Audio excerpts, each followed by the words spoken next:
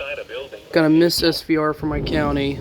The National Weather Service in Birmingham has issued a severe thunderstorm warning for central Shelby County, south central Jefferson County. Oh my until gosh. 8:30 p.m. Central Daylight Time.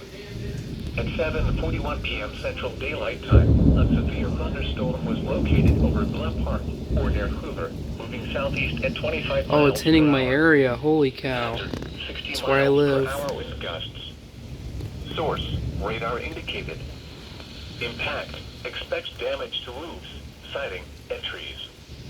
Locations impacted include southwestern Birmingham, Hoover, Vestavia Hills, Alabaster, Bessemer, Homewood, Pelham, Mountain Brook, Helena, Hueytown, Chelsea, Montevallo, Midfield, Brighton, Indian Springs Village, Lipscomb, American Village, 5 Points South, Oak Mountain State Park, and Maylene. For your protection, move to an interior room on the lowest floor of a building. Repeating, a severe thunderstorm warning has been issued until 8:30 p.m. Central Daylight Time for the following counties in Alabama, Jefferson and Shelby,